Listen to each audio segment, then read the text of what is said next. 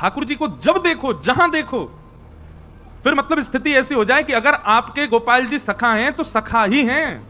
अब चाहे आप बिहारी जी चले गए, बिहारी जी जाकर के लाखों की भीड़ में आप खड़े रहे, और लाला ठीक है भैया, आनंद कर भैया, खूब चकाचक पा लाला, खूब सुखी रहे, आपके मन से ये भावना आएगी नहीं कि बिहारी जी अलग हैं, आपके प्रति सखा ही भाव रहेगा।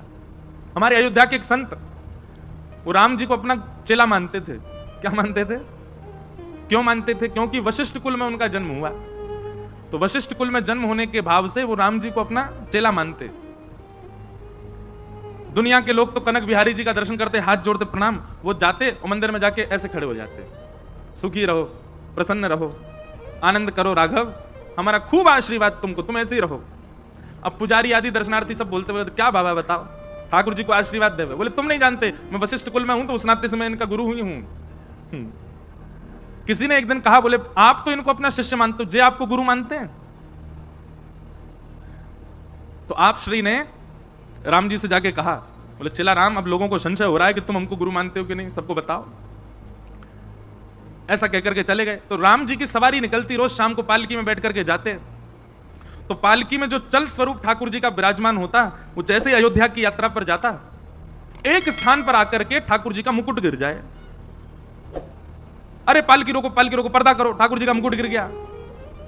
सब लोगों ने मुकुट धराया, और मुकुट धरा के जैसी पालकी पुनः उठाई, फिर से ठाकुर जी को मुकुट गिर गो।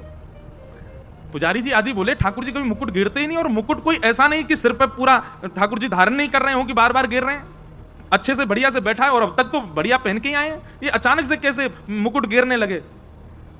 तो जो ठाकुर जी को अपना शिष्य मानते तो उनके घर के सामने की घटना, वो ऊपर छत पे से खड़े होकर बोले, नहीं पहनेगा मुकुट, गुरु जी के घर के सामने मुकुट उतार के निकलेगा।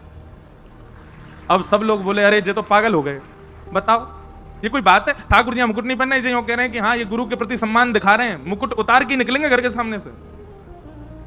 तब तो लोगों ने उनकी बात को नहीं माना, परंतु आगे के समय में जितनी बार पालकी वहां से निकली, कहते हैं अब तो नियम है, आज भी उन वैष्णव का घर है, वहां पर राम जी की पालकी रुकती है, मुकुट उतारा जाता है ठाकुर जी का, तब जाते हैं वहां से, क्योंकि ठाकुर जी ने ये बताया कि नहीं मैं भी इनको गुरु ही मानता हूं। ये प्रेम की स्थिति है। कितनी घटनाएं ऐसी, कितने ऐसी लीलाएं हैं, ठाकुर जी प्रेम की स्थिति में आ जाते हैं तो फिर अनुभव कराते हैं। तो भैया श्रद्धा, निष्ठा, भक्ति और प्रेम, ये चार अवस्थाओं में इस प्रकार के भाव हैं।